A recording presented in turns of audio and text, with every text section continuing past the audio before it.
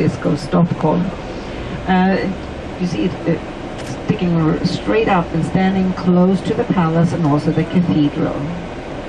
The Cathedral of Stockholm is one of the oldest buildings here and still in use. The foundations are from the 12th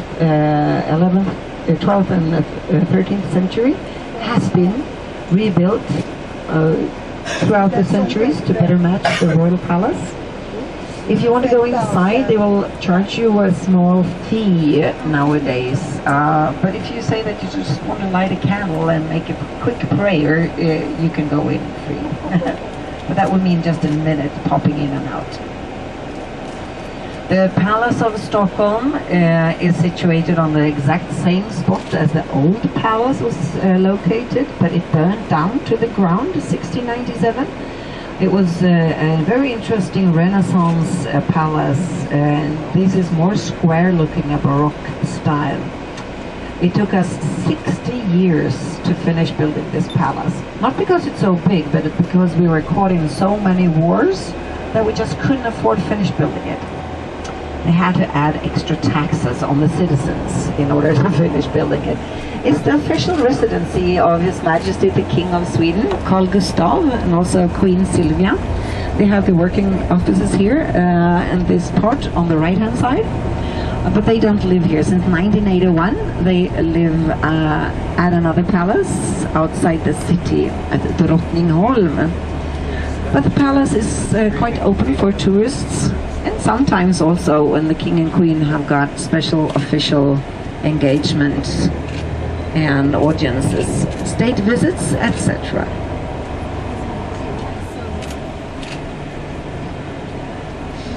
Where it all started about 1,000 years ago with a settlement, and they chopped down all the trees, placing them out around, as protection.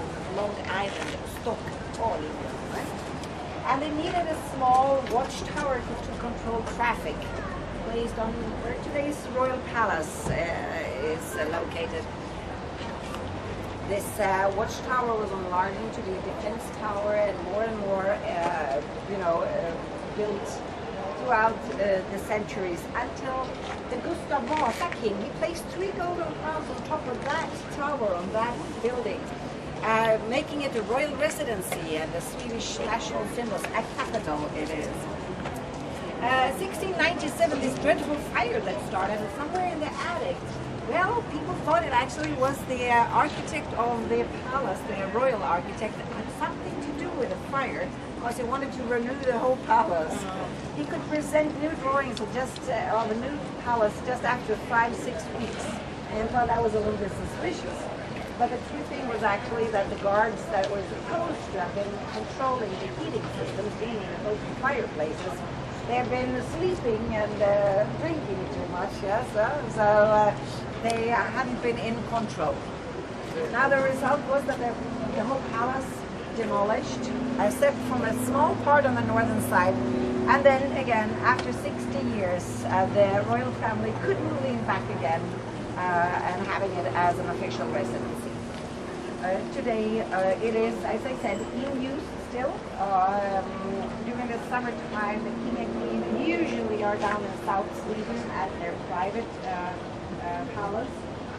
But otherwise, you can still see them, during the workdays if they're not out traveling, coming in and out here in a rather normal way.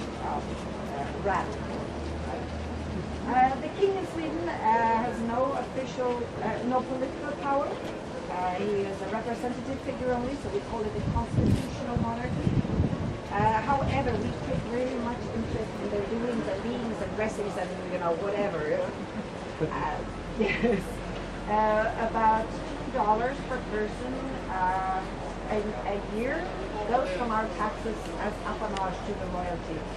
The rest they need to earn from entrances and lease, etc. So that is now, except from the watchtower, it was very important to have also a cathedral for the people coming in and sailing out from Stockholm. So the old wooden chapel is today our cathedral. Let's take a walk around the corner before we go out to the market square. I'm going to end up on the market square, which is otherwise located just 1 block down here to the left.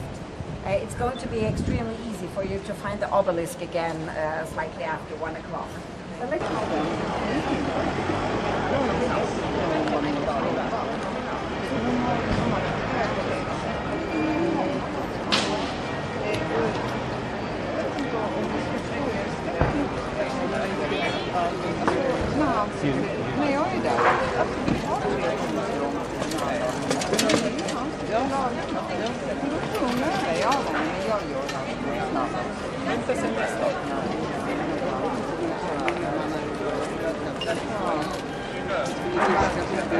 Algo hay ahí, que hay música, no sé qué.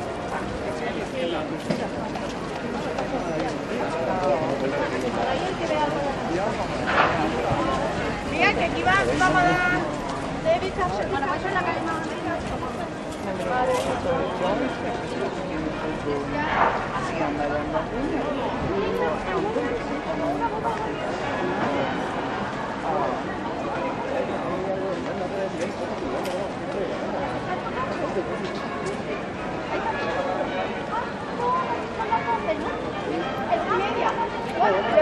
Yo te quité la foto.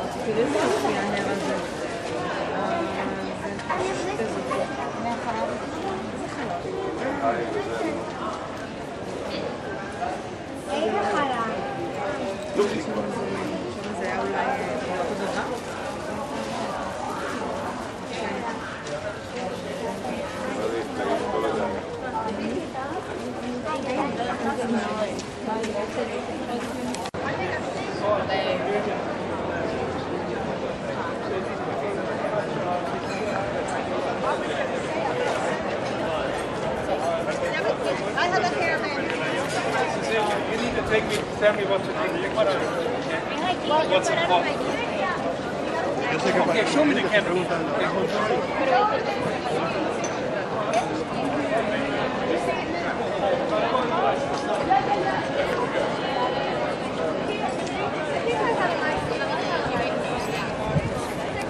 Yeah, I'm actually remembering things now. What is that? I just remember that when I was here I had a meal there.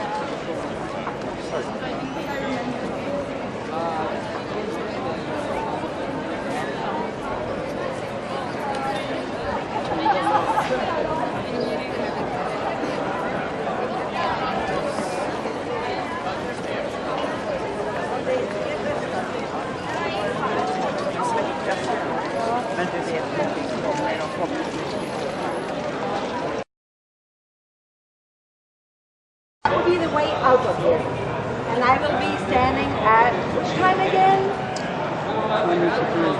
22 outside, 22:03 outside by the anchor, so we can start heading to the bus.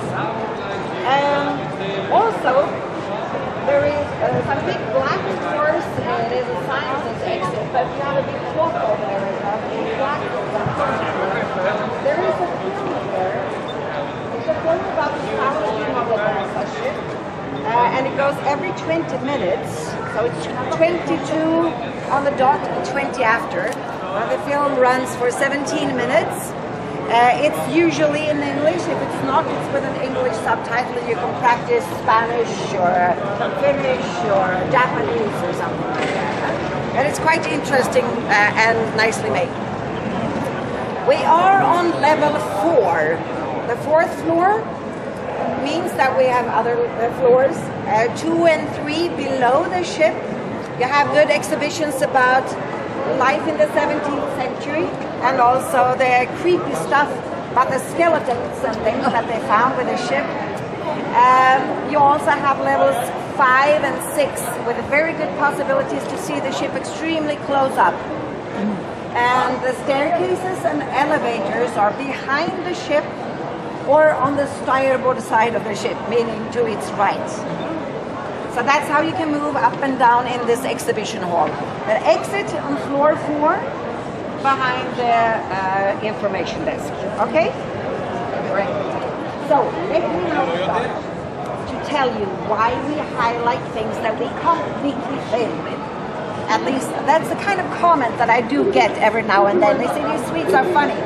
How can you highlight a ship from this time that sunk on its maiden voyage after 20 minutes sailing time only, still being in Stockholm Harbor?" Yes, well, she wasn't such a big success in those days, but we didn't fail by putting her back together again. Because what you are seeing here is the ship from the 17th century to 98% original. Personally, I think it's almost like expecting Johnny Depp coming out anytime and starting to do his moves. Now, why was it built and why did it sink?